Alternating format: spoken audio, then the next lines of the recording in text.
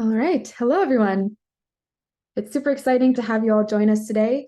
Welcome to our second Entrepreneurs Going Global discussion of the Startup Global 2023 program.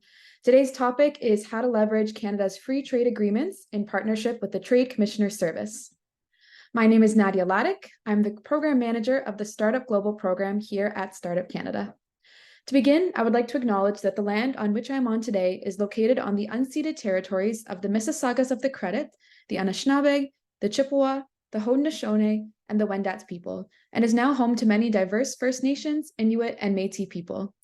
We also acknowledge with respect the diverse histories and cultures of all Indigenous peoples. I encourage you all to take a moment to acknowledge the traditional territory that you are residing on today. Now, today's session will be recorded, so if you want to go back and listen to anything, rewatch something, or share it with a friend, the recording will be shared afterwards on our YouTube channel as well as our Facebook page. We invite each of our attendees to introduce yourself and connect with one another in the chat. Feel free to share your name, your organization, and where you're joining and tuning in from today. Make sure that you're also sending the message to everyone in the room. I believe Zoom defaults to send it to the hosts and panelists, but we want to make sure that you can connect with everyone, so just make sure that you adjust that setting. Now, a bit about Startup Canada. Startup Canada is a national nonprofit that is the gateway to Canada's entrepreneurial ecosystem. We're here to connect entrepreneurs with the support, community, and tools that they need to build a successful business in Canada. Since launching in 2012, Startup Canada has grown to support more than 130,000 entrepreneurs annually and an ever-growing grassroots community network from coast to coast to coast. And Startup Global is one of our main flagship programs. We connect a pan-Canadian cohort of entrepreneurs wanting to build global businesses with a network of partners dedicated to their success. This is a free program, and it recognizes the importance of exporting to the Canadian economy, celebrating those making waves in the global marketplace, and empowers early-stage founders to take their ventures to the international stage. I'd also like to take a moment to thank our co-presenting partners, Export Development Canada, the Trade Commissioner Service, UPS, and Desjardins, as well as our ecosystem support partners, Scotiabank, eBay, Google, North Forge, Trade Facilitation Office of Canada, GS1 Canada, the Intellectual Property Institute of Canada, Canadian Manufacturers and Exporters, Canadian Aboriginal Minority and Supplier Council, and CMC Microsystems. We're really lucky to have such an incredible network of partners here supporting all of our entrepreneurs.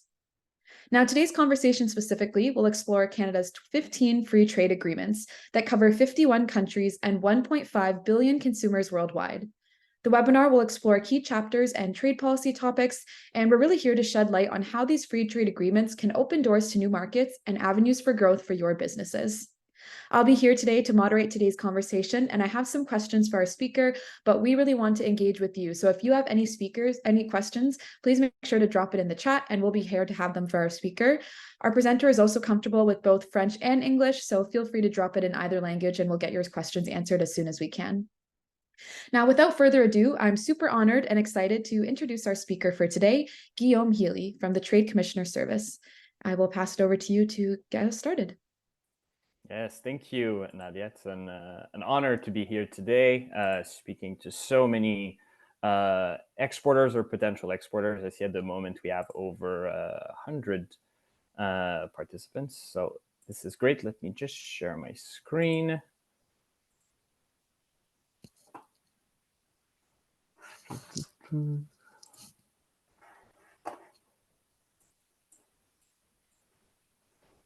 Okay. So I hope everyone can see my screen at the moment. So hi, everyone. My name is Guillaume Healy. I am a trade commissioner working for the Trade Commissioner Service at Global Affairs Canada. I've been working on the promotion of Canada's free trade agreements for now nearly 3 years. So I'm truly happy to be here with you today to discuss Canada's FTAs and the opportunities that are present in those free trade agreements for you to benefit from when doing business abroad. So when thinking of free trade agreements, we understand, and that's really the objective of this presentation, that free trade agreements are technical, legal documents that are complex to understand, especially when looking at it from a company's perspective. How can I benefit as a company from a specific free trade agreement. So our objective today is really to just raise awareness on some of the key provisions that are available to you in those free trade agreements. We have an hour for this session. We won't be able to go into the details. Honestly, I provide trainings that can be a full day training, so we'll have to stick to some high level talking points. But I invite you to share your questions after the fact, and please don't hesitate to be in touch with me for any additional questions that you might have. So any presentations on free trade agreements really needs to start by discussing the World Trade Organization. So the World Trade Organization, or WTO, really rules or puts in place all the rules of trade in terms of international trade. So it plays a central role in global trade governance, and the rules provided by the WTO are really a framework that help regulate, I would say, a big majority of international trade. In fact, it's 98% of trade between its 164 members. So that the WTO is really there and has for objective to ensure that trade flows as smoothly, predictably, and freely as possible across borders. So when we look at Canada's FTAs, most of the concepts, norms, values, and frameworks that are embedded in them are really inspired by WTO agreements.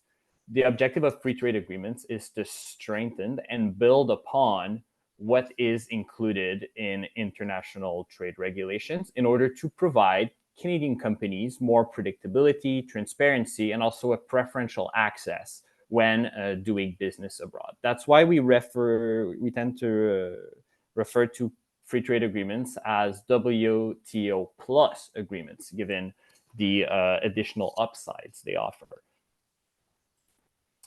So the best place to start when looking at the free trade agreement is looking at those 4 key principles you currently see on the screen. So those 4 key principles are really much agreement agnostic, meaning that they are really at the basis of all of Canada's free trade agreements. So we're going to go one by one into those concepts, and I'm going to provide some examples of how they apply for Canadian businesses across our presentation today. So first of all, non-discrimination. Free trade agreements have for objective to ensure that Canadian companies are treated as well as local companies, which is what we refer to as national treatment, or as good as other third country that do trade in a specific country. That's what we refer to as most favored nation. When we talk about transparency, what we really mean by transparency is that information for doing business abroad needs to be publicly accessible so that companies such as yours know what to expect when doing business abroad. This is similar for predictable rules. We want to make sure that when doing business abroad, there are no surprises. You can trade and also invest in foreign nations with full confidence that the rule of law and rules of trade will be respected. And finally, the one that is normally the headliner when we talk about free trade agreements is preferential access. What we mean by preferential access is that free trade agreements unlock opportunities for businesses through reduced or eliminated tariff duties, providing access to government procurement bids, providing access to temporary entry for certain types of business persons, so that Canadian companies really have an advantage compared to other companies that are from countries that don't have a free trade agreement with a same targeted country. If we look at Canada's free trade agreements, as mentioned by Nadia, we have 15 free trade agreements with 51 countries across the globe, representing 1.5 billion consumers. Those agreements are either multilateral or bilateral. We often mostly talk about our two largest multilateral agreements, which are the CPTPP, which means the Comprehensive Progressive Trans-Pacific Partnership, CETA, the Comprehensive Economic and Trade Agreement between Canada and the European Union, and CUSMA, the Canada, United States, Mexico Agreement. So those are our three largest multilateral agreements. They are really much comprehensive, meaning that they not only cover trade in goods, but also trade in services, investment, and other topics relevant to trade, such as the environment, labor laws, SMEs, and underrepresented groups. We also have bilateral free trade agreements in place. You have some examples here on the screen with countries, for example, as Israel, Chile, Costa Rica, Iceland, Peru, Panama, Colombia, just to name a few. So, as we mentioned, 51 countries, a lot of new opportunities for Canadian companies, and we are also in the process of negotiating new agreements to unlock new opportunities for businesses.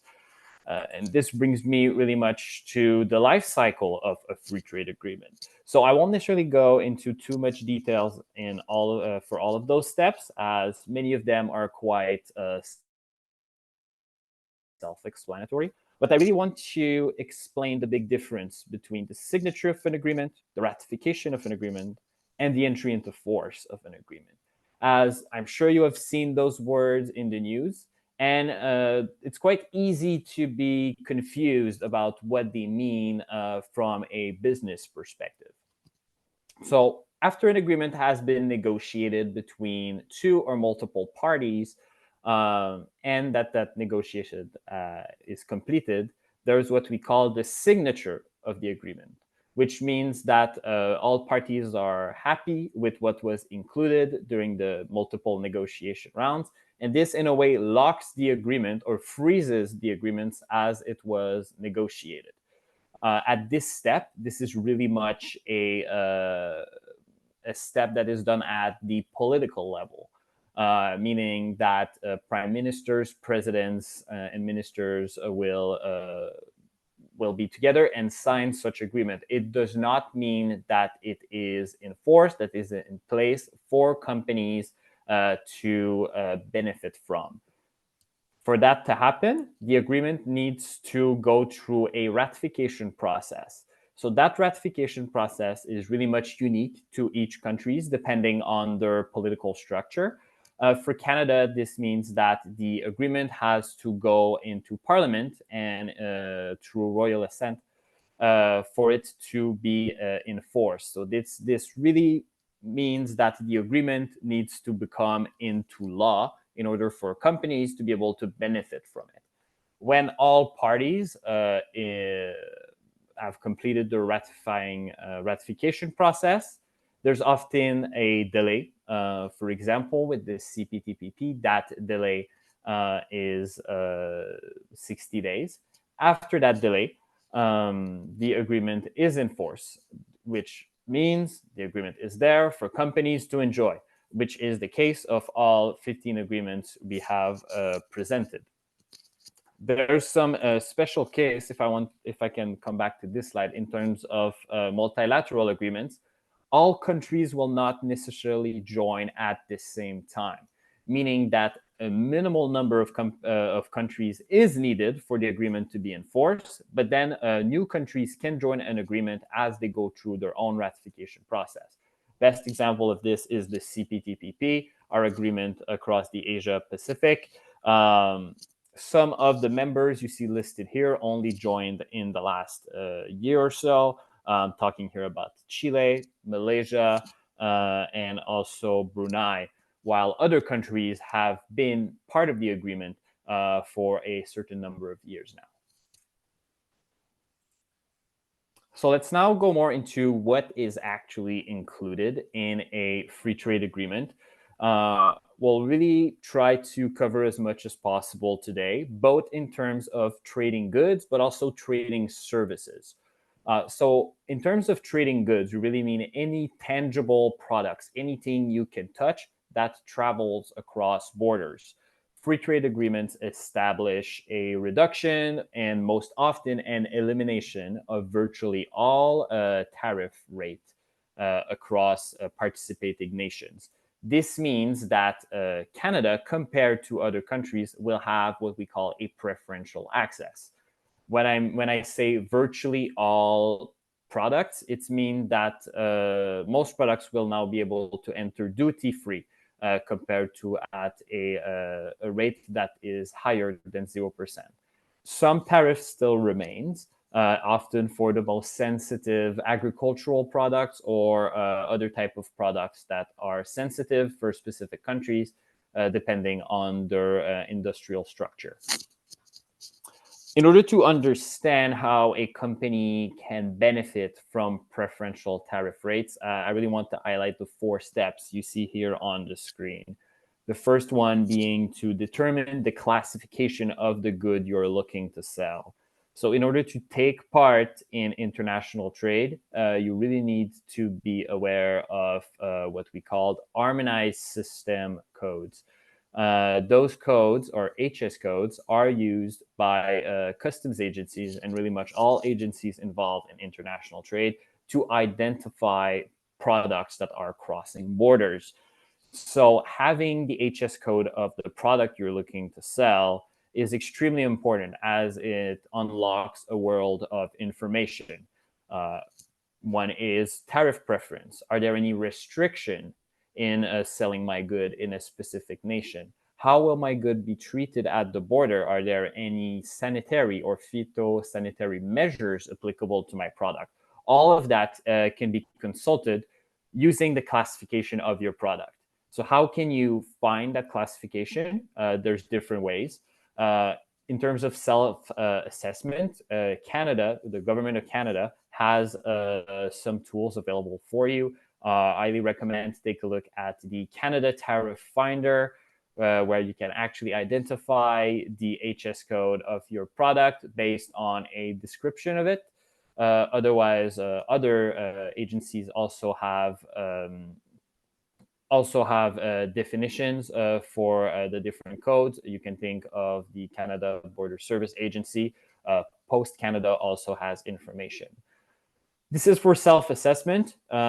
Knowing your HS code is extremely important, so we recommend to work with an expert. So I highly recommend to work with a customs broker, especially for products that are more complex in nature. So that includes many type of inputs or can have dual use. Those are often the products that are the most difficult to classify compared to simpler products such as our agricultural products, which tends to be more easier to classify, but we always still advise to work with a customs broker. So when you have your HS code, you're going to be able to identify what is the tariff rate applicable for your product when it enters the targeted foreign nation. So let's look at tariff preferences. How do they work? What does it mean when we say that tariffs are reduced or eliminated?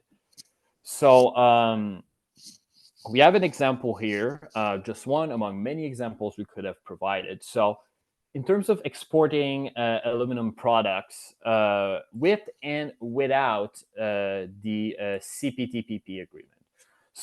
So if you look on your left, without the CPTPP, there's no preferential tariff rate, but there's a most favored nation rate of 7.5%. This means that all products coming from countries that are a part of the World Trade Organization will be faced by that 7.5% tariff rate when their products enter the country. Now, on your right, with the CPTPP, there has been an elimination of tariffs for aluminum products. So you can see here the preferential tariff rate is now 0%, which means that Canadian companies are more competitive than their counterparts from other WTO members that don't have a free trade agreement. And that difference between Canadian companies and other companies from countries without a free trade agreement, in this case, is 7.5%. That difference is what we call the preferential margin. And as you can imagine, the higher the preferential margin is, the more there is a competitive advantage for Canadian companies doing business in that specific nation. In this case, we're talking about CPTPP countries. So having access to those preferential rates is not automatic. There are some conditions in place. And the main one, the most important one to note, is rules of origin. So I'm sure it's not the first time you hear about rules of origin. I just want to explain quickly what it means. So when we negotiate those free trade agreements, we want to ensure that the companies that benefit from those agreements are the ones that are a part of the nations that were at the negotiating table. So we want to make sure that the products that have access to those preferential rates are from those countries. Those products were either only obtained in the countries that are part of the agreement, or were produced or sufficiently produced or transformed in the countries that are part of the agreement. So that's what we mean by rule of origin. So all products have their own rules of origin. That's what we call specific rules of origin, product-specific rules of origin. So it means that as a company, again, using your HS code, you need to go verify what is the rule that governs your specific product. There are different types of rules. I've included 3 here as examples. Only obtained, which means that the good or the product was exclusively produced, processed in Canada. For example, I'm selling apples. My apple was picked in Canada, in Ontario, and it is shipped to another country. That apple was wholly obtained in Canada. There are no questions about foreign inputs going into that apple. Our second rule, we have what we call a tariff shift. This means that the product has been sufficiently transformed in Canada. So this means that if you have a product with many inputs, let's think of this pen right here, we have to make sure that the inputs that went into it, so for example, the plastic for the frame of that pen, the ink that goes inside, the rubber here on the handle, that although those products came possibly from other countries, they were transformed enough, they were transformed into a new product that makes it that this is a Canadian product, although it used foreign input. There's different rules regarding tariff shift. So again, really much recommend to go look into the agreement and see what is the rule specific to the product you're looking to sell. The final example I will provide is regional value content. So this means that there is a significant part of the value of the final product that comes from Canadian inputs. So if we talk about this pen again, there needs to be a certain percentage of the final product value that comes from Canada. Whether it's the ink is actually the most expensive part of this pen. If the ink came from Canada, etc., this would make it a Canadian product according to rules of origin established in the agreement. Once you've established that your good meets the rules of origin, it means that you're able to benefit from the preferential tariff rates that are in place. But as I mentioned, it's not done automatically. In order to do so, you need to certify that your good is meeting the origin criteria as we just discussed. So this is a very important task that should not be taken lightly. So do not certify your good as originating if you're not 100% sure that it is. You can see an example here again for the CPTPP.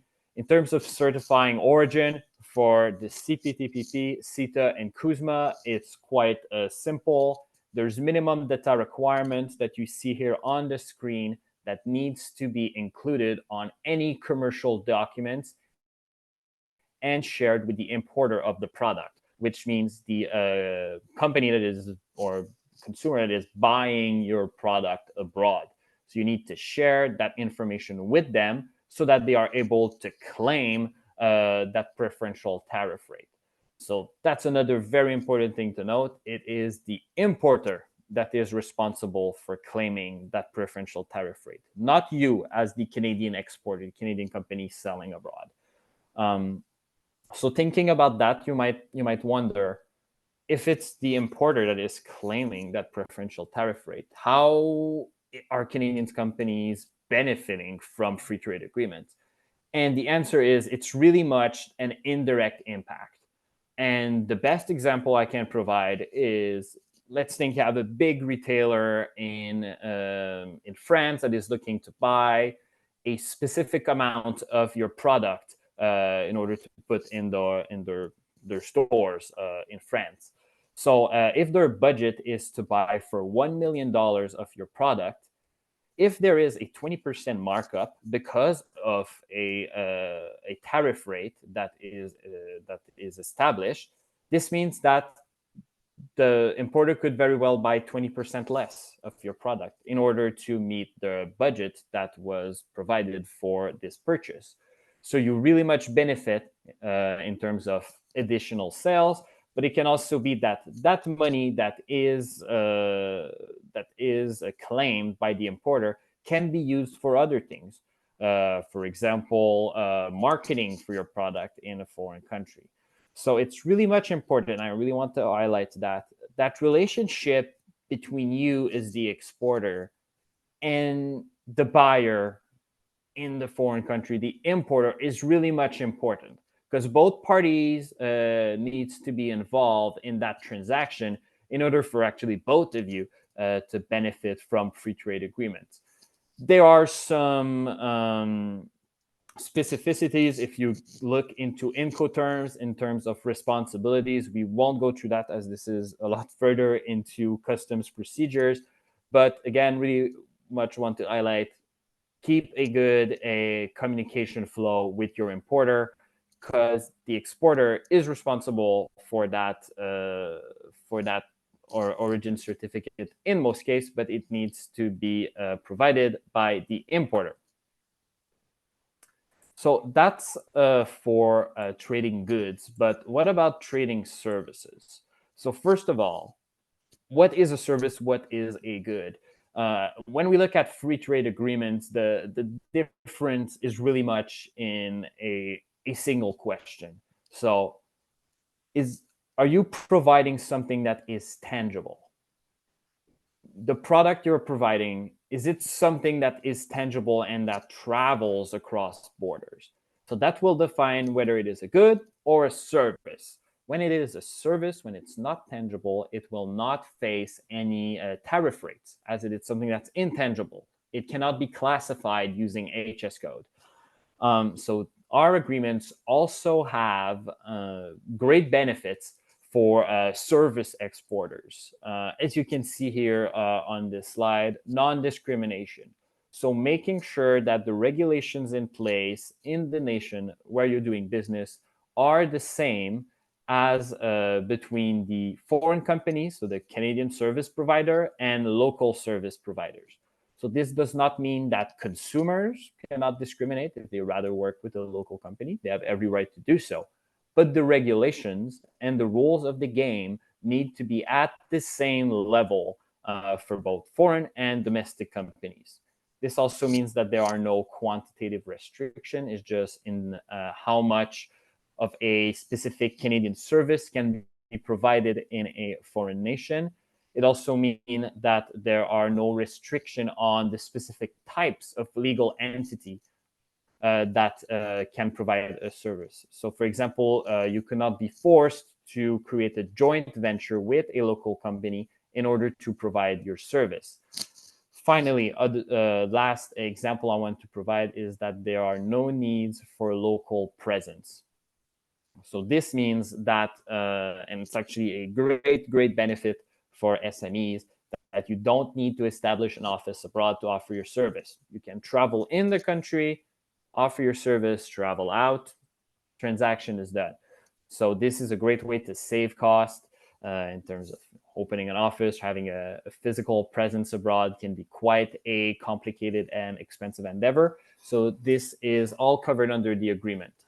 Very important to note, there are some exceptions exceptions for some sectors, but all exceptions needs to be positively listed into the agreements, which means that if you're a service provider, you can really much just go into the agreement, go into the exception, or what they call it, reservation annex, and you're going to see all the exceptions comprehensively listed. If you can't find anything that relates to your service, it means that everything I've just discussed is applicable to you. If there are any questions regarding interpretation of those exceptions, I really much encourage to work with a trade lawyer, as they will be best placed to provide advice and most importantly, some type of ruling on what is the position of your company. So 2 more elements I want to discuss before we go into the Q&A section. Temporary entry. So we just talked about not having to establish a local presence abroad. This is in some part done by the temporary entry chapter that is included in our free trade agreements. So what our agreements provide is in no way, let's say, canceling visa requirements or proof of qualifications needed to work in a specific field or profession in a foreign country. It simply means that economic needs tests are completely waived. In Canada, we use the words LMIA, Labor Market Impact Assessment. This is basically a synonym for economic needs test. So having this waived means that applying, in some case for a visa, or entering as a business person abroad is facilitated, and in many cases is a lot quicker and easier for you. But as I've mentioned, note that you still need to apply for visas when necessary. It's not the case for all our free trade agreement partners. Again, would highly recommend to work with an immigration lawyer if there are any questions in terms of what is covered under the agreement, as certain type of categories of business persons are covered and others not. All that information can actually be consulted directly in the agreements if you look on our website.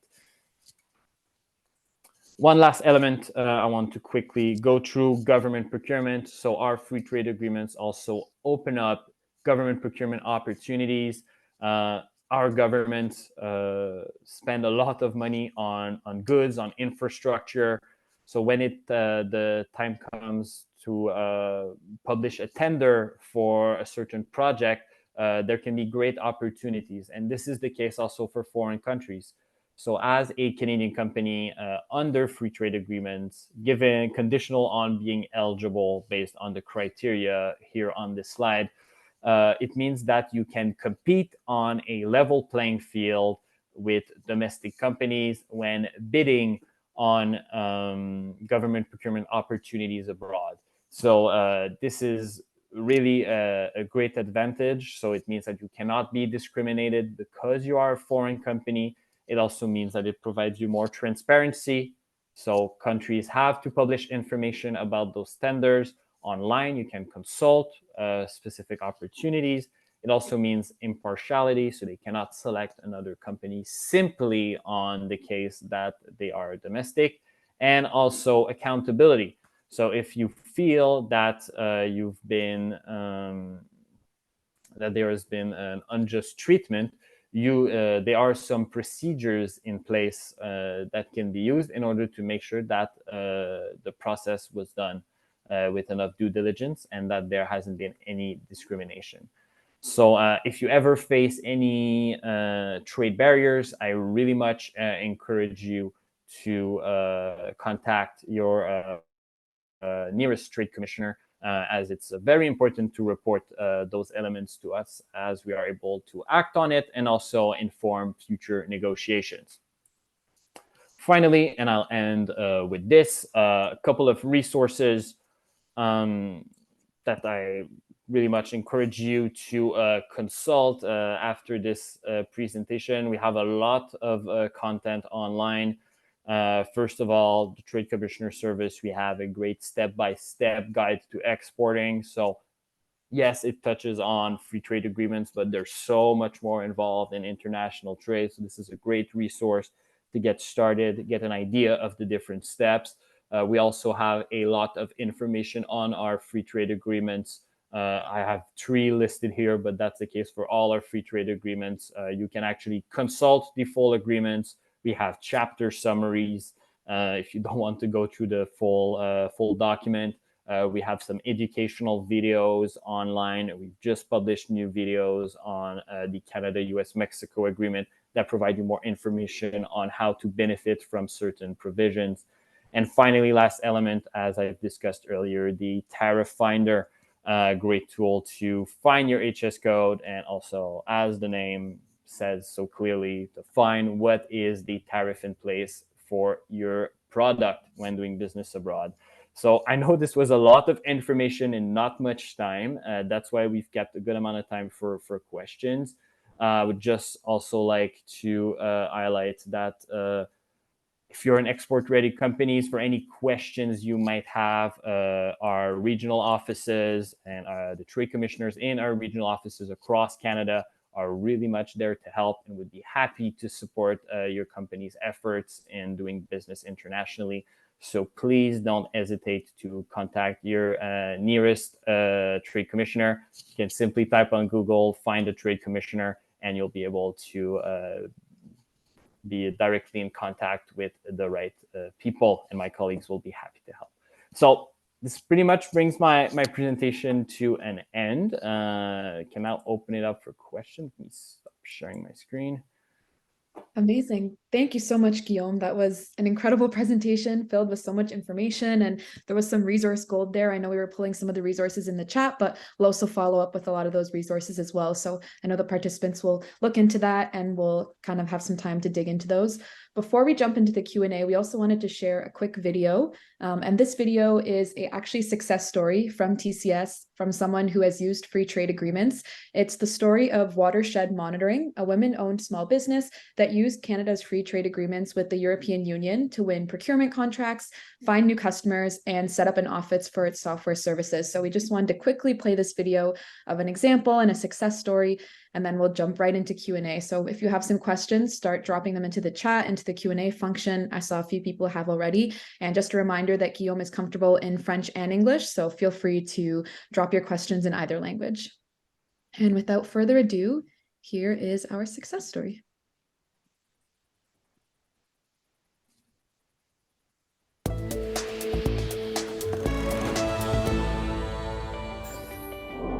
Without CETA, export to Europe would be very difficult, if not impossible, for the type of services we offer.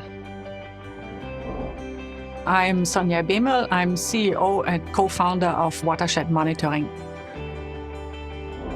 Watershed Monitoring is a company which offers professional services and software as a service in order to help stakeholders in the water community to improve data management and data acquisition in order to improve decision making. We decided to export to Europe because having a European clientele would also help us grow our Canadian market. My name is Emilie Roy.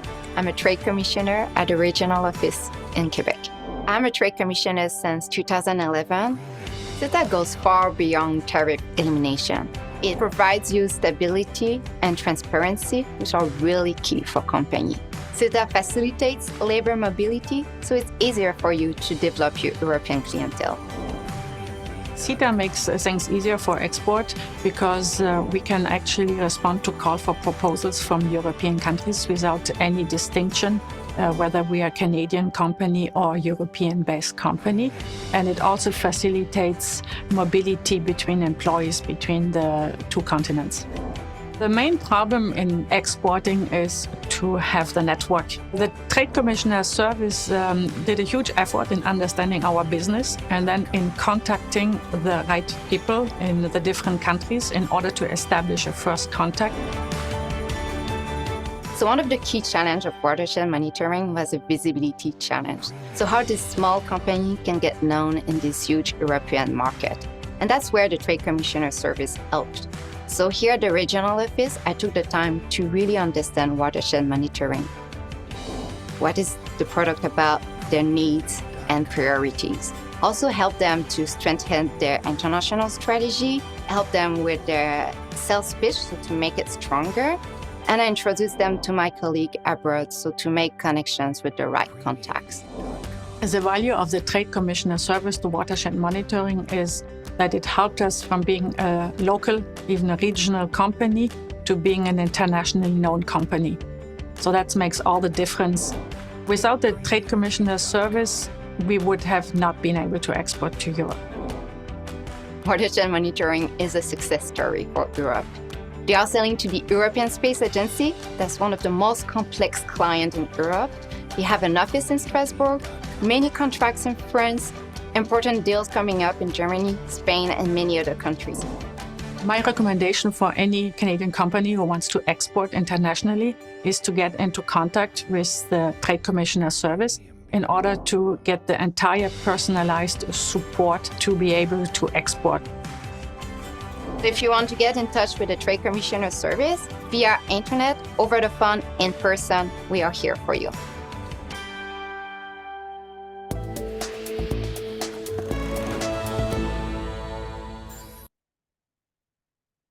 So between that incredible video and Guillaume's presentation, I'm sure you know a lot about, the importance of free trade agreements, some of the benefits of it, and now even how to get in contact with the Trade Commissioner service and some of the services that they offer and the resources they provide. So I think between those two, we've gotten a really great overview.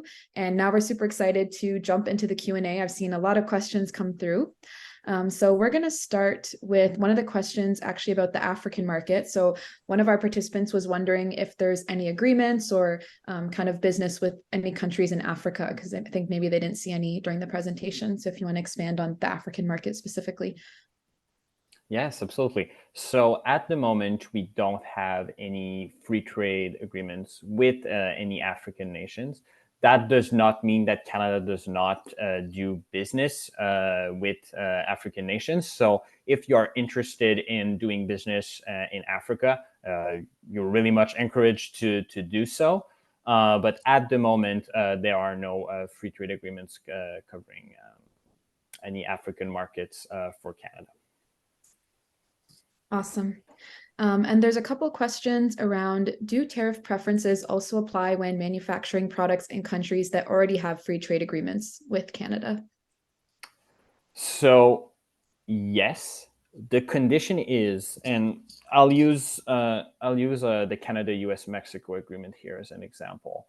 So when I discussed rules of origin, this is really through all the countries that are part of one specific agreement.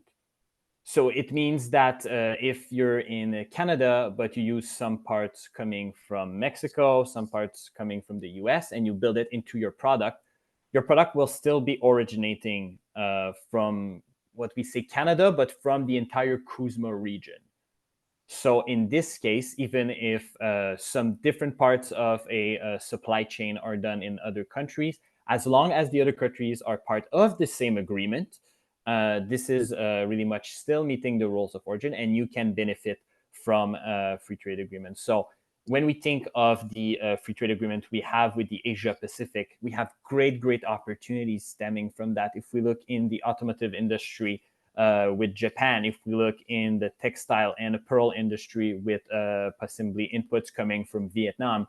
So there's really great opportunities to possibly have some input used from foreign countries, as long as they are part of one single free trade agreement. Awesome. And I know in your presentation, you covered a bit about custom brokers and find a good one. Some people are wondering if you have any recommendations for any, or maybe how they can go about looking for one. Is there maybe certain criteria that's important to look out for when having a customs broker? Yes, that's a great question, and one we often get. So I cannot myself, working with the government, recommend anyone. What I can do though is recommend to work with our trade commissioners abroad, who do have in their contacts customs brokers that have experience with their specific markets. So this can be really much useful to you in terms of what to look for. customs brokers are not all created equally, let's say. So really make sure when picking one that they have experience with the market you're looking for, and that they have experience using free trade agreements when doing business trade abroad. As some of the newer agreements included new procedures, new regulations, it's really good to try to find one, for example, that has experience using specifically the agreement you're looking to utilize. That's super helpful. And I think it's always helpful to just, have those criteria in mind as you're going into some of these conversations with custom brokers or even with manufacturers, list out all of your criteria, have them in mind, and kind of vet them during those discovery calls. So I think it's helpful to have that criteria in mind. Another question we have here is discussing around e-commerce. So I know you touched on the different products and services and the differences. Maybe for e-commerce companies specifically, how can they benefit from free trade agreements and some of the resources and information that you just shared? Yes, so the context is really much different for e-commerce, given that the nature of at least the e-commerce we're talking here, selling directly to consumers. There are some things to keep in mind. How to claim those preferential tariff rates, given, as we mentioned, it's the responsibility of the importer or the buyer.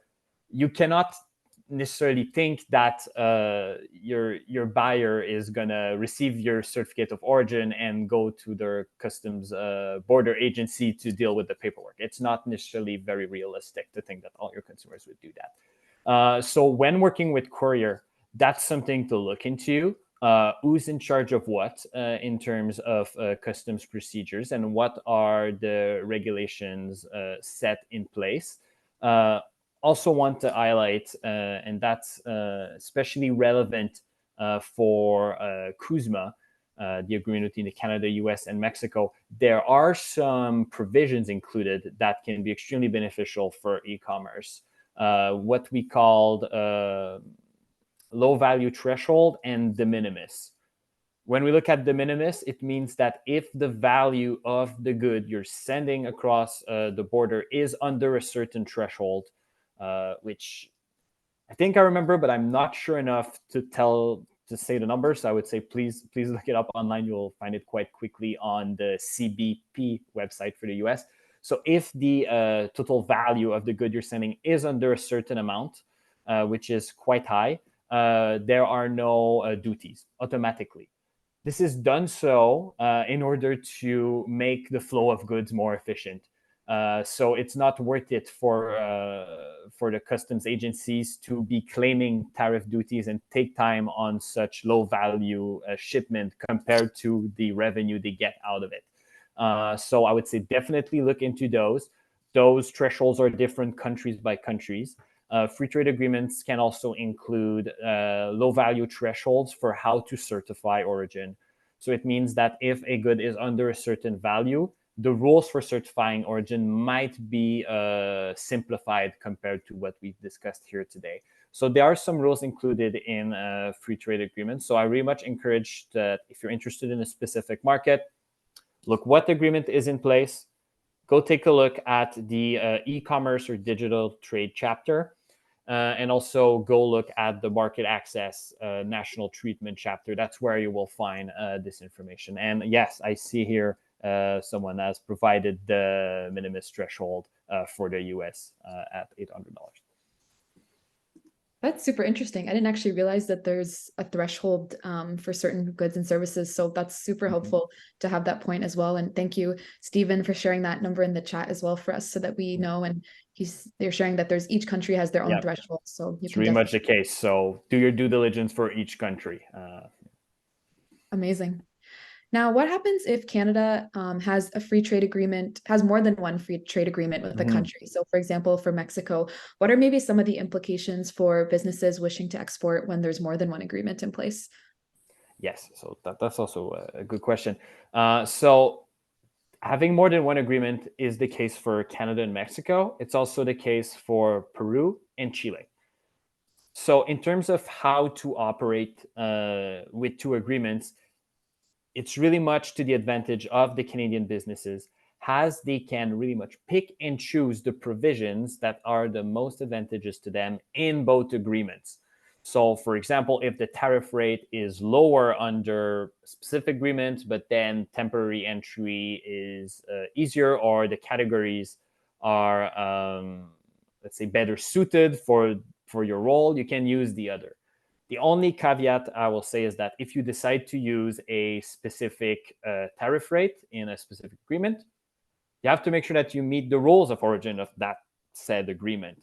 So if your inputs come from other countries that are a part of one of those agreements, even if the tariff rate is a bit higher, there's really a business decision that goes into it in order to really be able to identify which should be used.